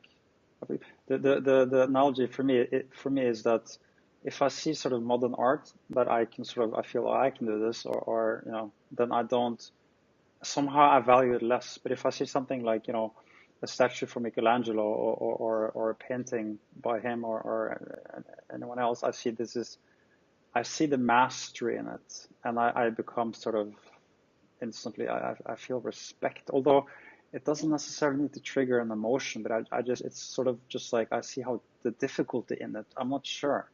But what do you think? Is that side part of it? I feel the same way. I mean, I think that, there's a tendency now to value concept over craft. And I think that, if you look at, the great masters, obviously, we refer to them as great masters because there was a there was a mastery to what they did. I mean, there was a sense of perfected, consummate craftsmanship. Yeah. And it's easily recognizable to everyone. I mean, you look at that and or you look at a fugue by Bach, and you will instantly recognize a sense of mastery to it. And I think that, there's still very masterful works of art being created. I mean, so I don't really think there's been a decline in that sense, but I think that we live in a culture that puts a different value on it. I mean, I think, there are, speaking of just about the aesthetics of that for a minute, there are artists today, I know many of them, who actually paint in an old masterly style. I mean, there's a Norwegian painter, Old who's had a couple of generations of younger painters trained in that style, and there are other, and there's, and of course, beyond just sort of painting in the style of Rembrandt or Rubens, there's been a kind of a development of figurative art or representational art. For instance, in the up until just a few years ago, he only died some years back. Andrew Wyeth, an American painter, who I think was as a technician, as a craftsman, as a painter, just one of the greatest painters who probably ever lived. I think anyone who sees his art will just immediately recognize the brilliance of it, just in just the execution of it. And you have that today as well. I mean, there are composers who will still write music that's just sort of recognizably brilliant. I like that. I trust that. It's easier to trust. Sometimes you'll go to an exhibition or to a contemporary music concert, and you'll get this feeling that that nobody really cares. I mean, if they don't care, why should you? I think the worst thing the worst kind of experience I have is going to an exhibition or a concert and feeling really bored. Yeah. And not for lack of effort from musicians. I mean, musicians are always good. I mean, if they're at the point where they can give concerts, they're always good. They always know how to play their instruments, and they play them very, very well. But sometimes you'll hear composers who really don't know how to write music all that well. Or you'll hear or see artists who really aren't that good from a technical perspective. And now we tend to, I still think that talent and craft are very important. I think that's really kind of what makes an artist. But you'll find many people who won't subscribe to that point of view, and who'll have good reasons not to, or they'll argue in a convincing way why that isn't important, or they'll say that it used to be like in the 70s, for instance, there was also kind of this idea that being skillful was a form of fascism. It would give precedence to the skilled artists, and the less skilled would sort of fall behind, and that's sort of an unsolidaric thing to do. I think that's ridiculous, but I guess I am. I mean, it's a terrible thing to say, but I mean, I do think that we need a sense of, not even need. I think art carries with it a sense of just innate elitism, but it's offset or contrasted by a very deeply humanistic impulse. Yeah. So it's of course, yes, it does take talent. It takes craft more than talent. I mean, you have to be dedicated. You have to apply yourself. That's the crucial thing. It takes a sacrifice. You have to be willing to sacrifice something to get there. I mean, and if you look at the people who've really achieved the greatest works of art, usually whatever they achieved is pretty much in line with what they sacrificed to get there. It's again, going back to what we talked about earlier. I mean, it's a very hard life. It takes a huge toll. It requires everything you got and then some. And I think that's also that. I think that addresses some of the sort of vocational aspects to it. Something that it is a calling, or should be a calling. And I think there's a tendency perhaps now to treat it as something a little bit different. It's sort of self-therapeutic, and that's fine. I mean, I don't want to be discouraging about that. And I think and I mean, you will find great art anywhere, but I think we treat it perhaps a little bit too much like a privilege, and not as much, or not sufficiently, as responsibility. And I think it is a responsibility, and I think we need to be responsible as practitioners of whatever craft we choose. Right. Yeah. I like this. I like this aspect as well. But you kind of bringing or sticking to the mastery aspect of it. That it's a craft. It's not not something you should take lightly. And also you mentioned the responsibility that you feel. So I think that it's sort of, if you feel the responsibility to your audience, to the musicians, to yourself, then I think you will have to apply yourself when the mastery comes. That's interesting. Yeah. I have one question. Because there is, let's lead this question by saying, maybe I'll butcher this quote as well. Maybe you can correct it. I'm sure you heard it.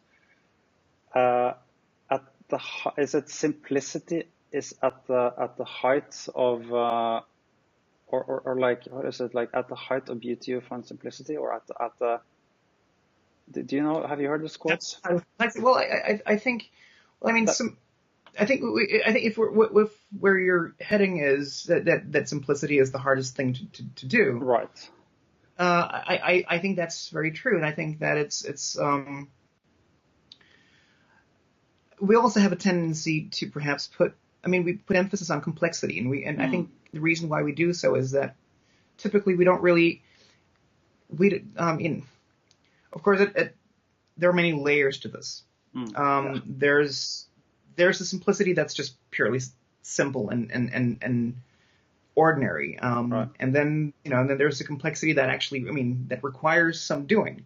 But I think if you look at, well, going back to Mozart, Mozart is, I think, one of those composers who, it's incredibly sophisticated music. It's incredibly well put together. It's very clever music. But it also has a surface level that's very appealing. It's hummable. It's sort of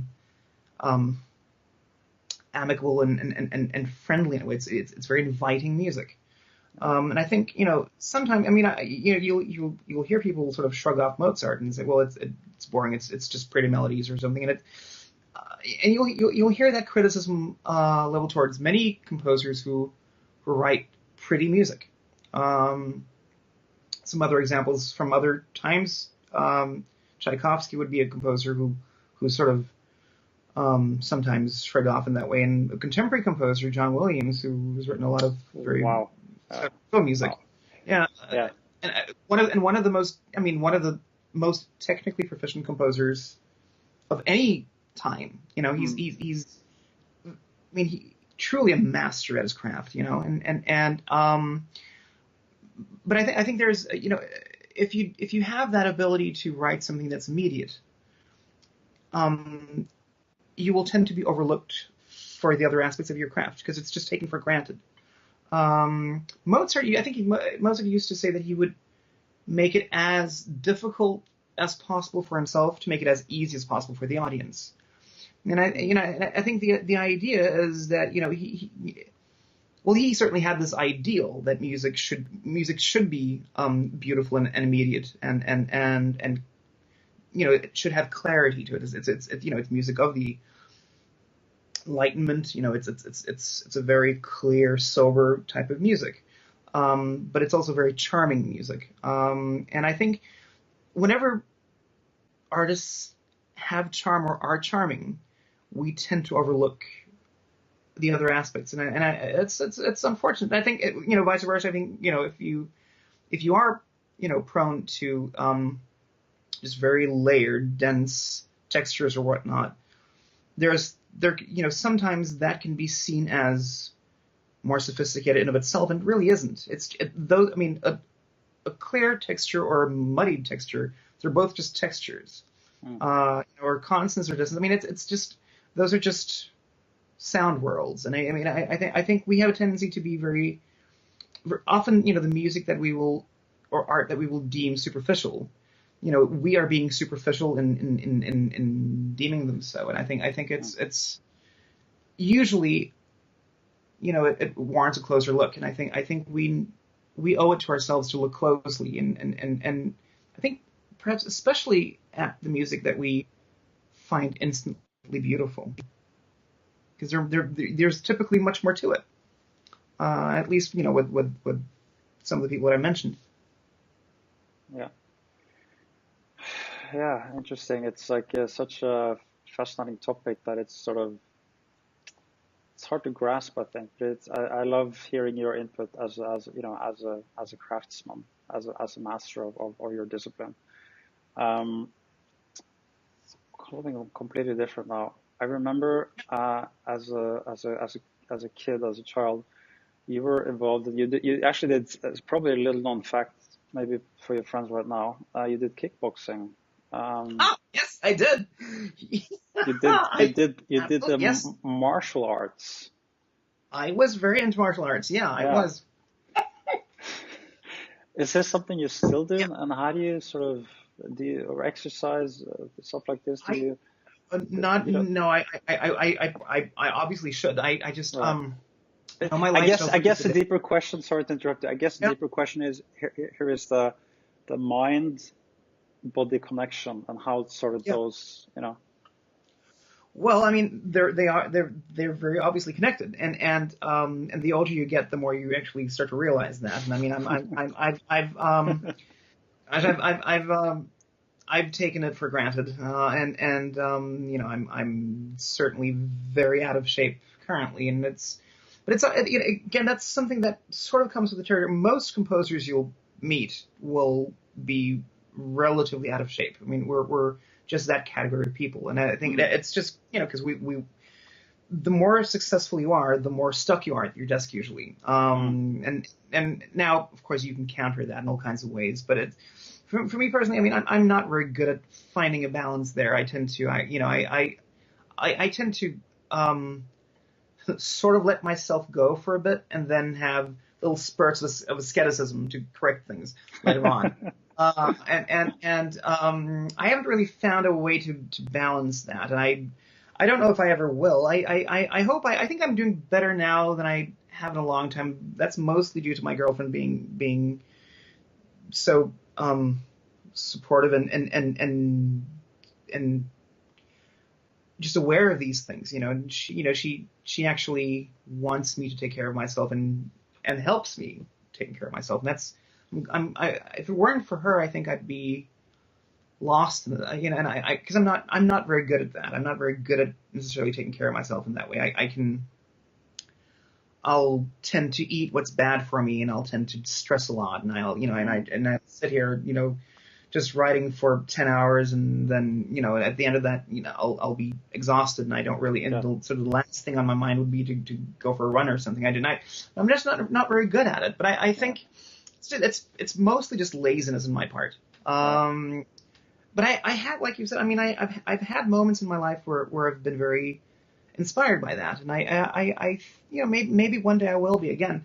I certainly, I mean, I enjoy being physical. I'm not an athlete by a long shot, but I like engaging with life on a physical level as well. And I mean, and also musically, I mean, that's something that I think about. For instance, when I write, I think about the physical experience of playing what I'm writing. So I'm if I'm writing for a cello, I'll think about how that's going to feel for a cellist. Those things matter to me.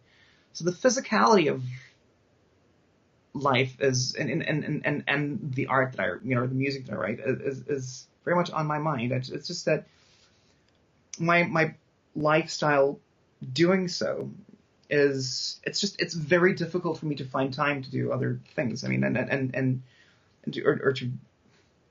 of course, these are just excuses. I mean, there would be time to do it. It's just, Sure.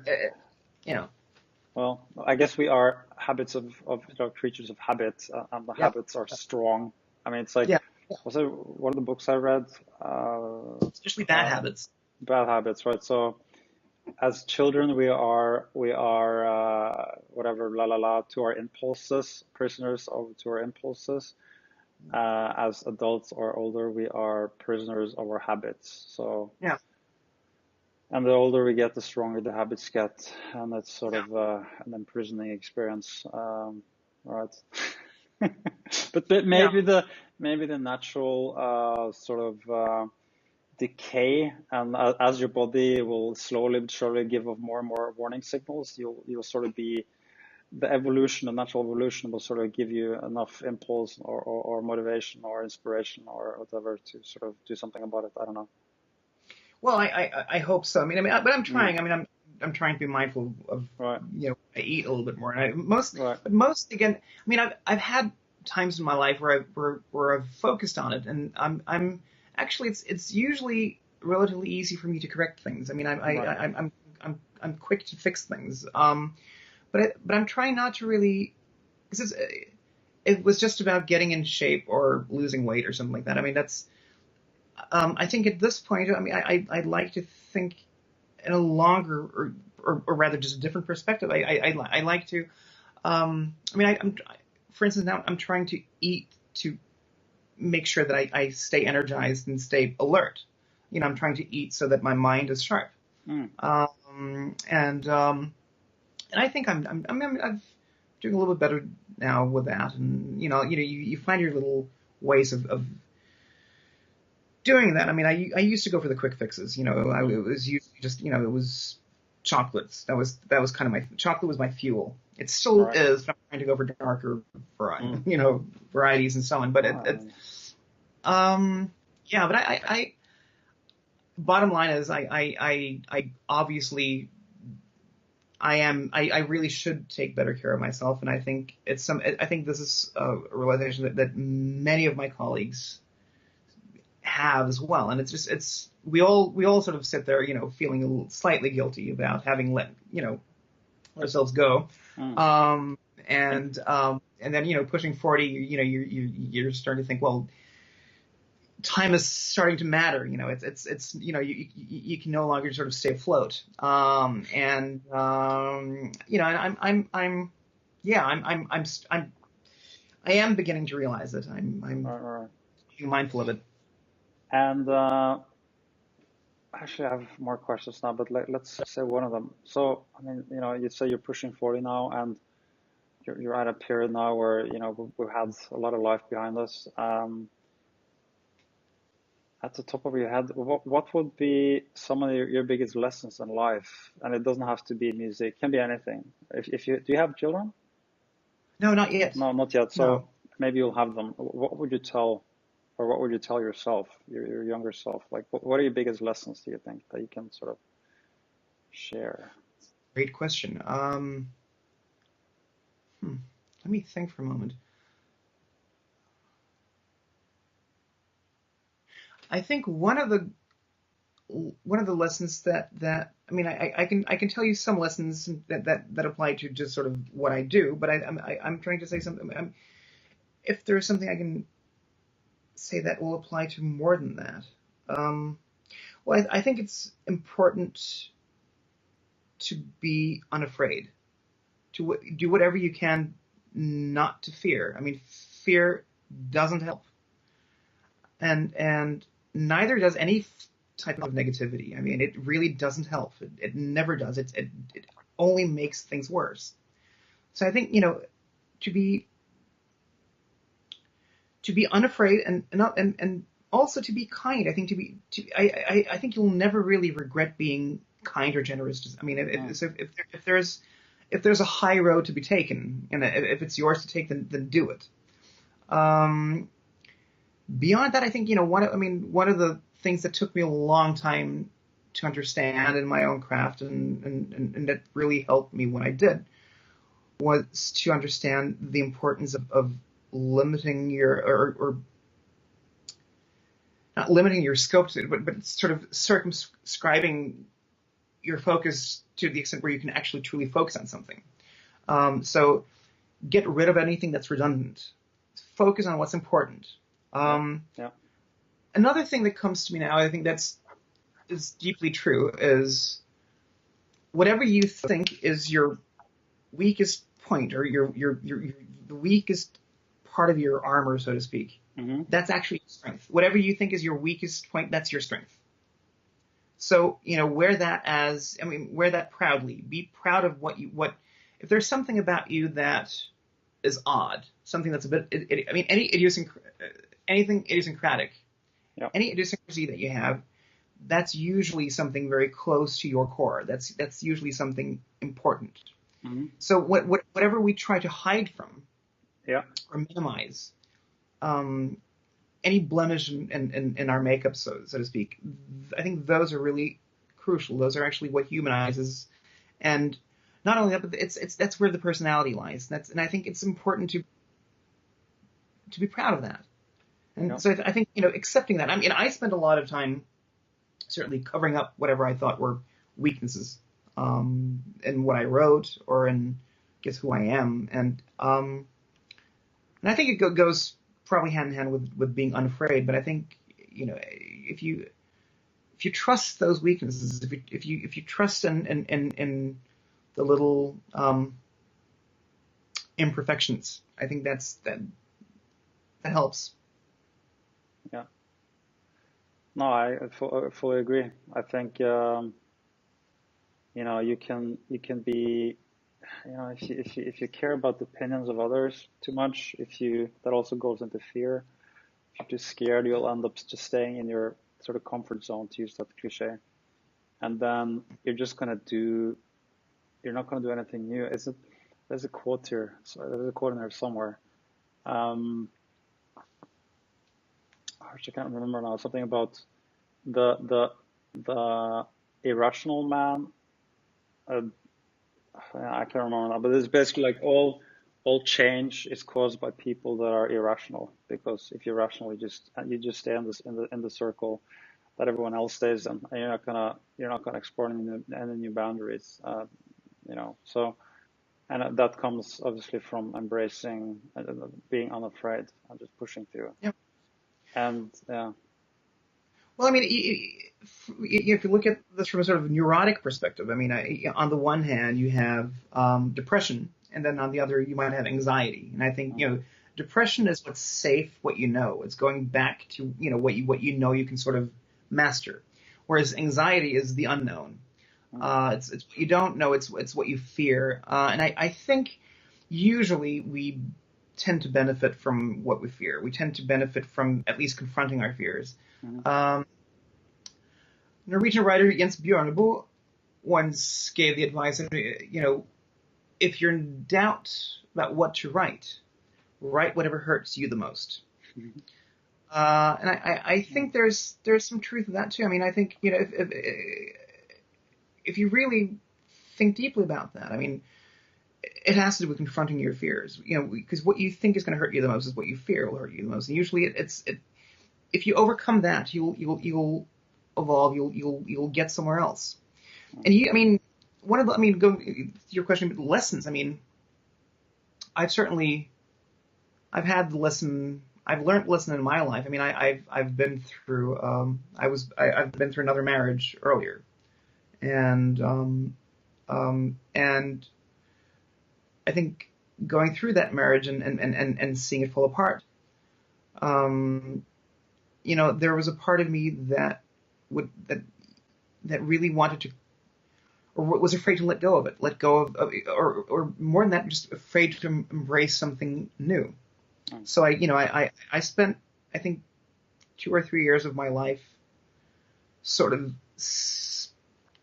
holding myself back, because I was afraid to truly embrace the change that had already taken place. I had moved on. I was in a new relationship. I wanted, this is something. It was a marriage that I had left. And albeit, those choices are never easily made, and they take time. But I spent a lot of time fearing what would come. So I didn't really allow myself to accept and embrace where I was. I kept looking back. Not for, I think mostly just because I was afraid to accept that life that I had changed, and and life had changed with me. And that sort of stagnation caused a lot more pain than had I been more brave, had I been courageous enough to accept that, to accept what my heart knew was true. But I spent so much time fighting where life was actually taking me. Yeah. And I think had I known now what then what I know now, I would have let go, and I would have realized, because letting go is one of the most beautiful things you can do. And the realization, when you do it, because you think, you'll have, thoughts that, I'll never be as happy as I once was, or, my life is, I had all kinds of catastrophic ideas about my life sort of falling apart. And the truth of the matter is that, once you let go, you actually sort of automatically embrace where you're at. And I think that's just one of the most powerful places you can be. Embracing the here and now, and accepting where you are, and from there kind of opening up to it, I kept myself from so much joy. There was so much joy that I could have had, and I wasn't brave enough to have it. I wasn't brave enough to enjoy myself, and I wasn't brave enough to let myself feel joy. And so I think there's a lesson there. Again, it comes down to this, I guess, the same thing. Just confronting your fears, and do not be afraid. Yeah, no, I think that's really deep. And as human beings, this is something we all struggle with. Letting go. It's funny you mentioned that. I think back to the ayahuasca thing, because actually that was also a big thing. Let go of fear. When I surrendered to the experience and everything, that was that's when everything sort of opened up. And also there were songs again, music and the ayahuasca experience. It's funny, like the music, it was live music there. It shaped the pyramid sort of vibrating according to the music. The trip, as I had everything that happened in the trip was inspired by the music or vice versa. So as I was letting go of fear, and I was taken through hell to first show fear before I could let go of it. The song at the end of it was "Let Go of Fear," and it's the crazy thing is, as 20 people were tripping at the same time, and the music was tailored to my trip, which is not really possible. Yeah. So so I was almost like a parallel reality there as well. Like it was really very, very weird. So music was it's an integral part of the experience. That was very, very powerful and interesting, and also letting go. Then everything just was flowing, and yeah. I guess also something I struggle with, to let go of fear and trust, trust life, Yeah. and embrace that. So Yeah. yeah, it's interesting. It's also like, No, I'm sorry. No, please go on. I'm sorry. yeah. So no, I think just trusting life, and also the fact that I think we have to go through these things, because words that don't teach, only life experience. So if people tell you something, it doesn't resonate. You have to really go through it. That's why you could tell people things 100 times, but they're not going to learn anything. They have to experience it personally before it really it goes in deep. And unfortunately, I think as humans we have to just we have to go through these things, and we have to learn. We learn through our mistakes, and then we grow. And then once we know what we don't want, we know what we do want. You're back. Can you hear me now? Yeah, it cuts for some reason. It's resuming now. Yeah, how boring would life be if we didn't go through this? It's like, because I guess you have to have the good, you have to have the bad to experience the good. It's almost like a vibrational nature, the waveform of. It's like the good and the bad. Everything is relative. That you need the bad to appreciate the good, and so maybe we that.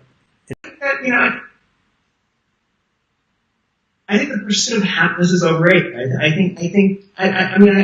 think what we should pursue is all of it. I think a rich life is a life that has all kinds of emotion. I think we need to have all of them. Okay, now it's just maybe someone is selling something. We've been going for a long time now. Yeah. Maybe it's the internet trying to tell us that. Yeah, I think maybe so. So yeah, let's cut it. Okay, let's unless there's something you feel you really you missed or forgot, we can also do another one. Well, I think we've covered quite a lot. I mean, thank you for just wonderful and vast questions. I love talking to Marcus. It's so funny because we didn't speak properly. We didn't speak like this probably for. Right. Okay. Yeah. So it's been so long, and I think it's so cool to continue this rants again with you that we had so many of as children, and just go beyond, because you're a composer, but I think it's like you're such a multi-faceted human being. You have so much input. You have so much. Yeah, I love just picking your brain on all this topic. Yeah, we definitely. Now it's on again. Crazy. Okay. But Marcus, I think we should just end this thing before we just burn down the whole of Paris and your power goes again. But thank you so much. It's such a pleasure. It's great to see you. Great to talk to you. I mean, yeah. Good. So thank you so much, Marcus. And if you have anything in your heart, if you want to come on, public service announcements, anything, things you want to talk about, let's do this again. I know you're a very busy man, so I thank you again for your time.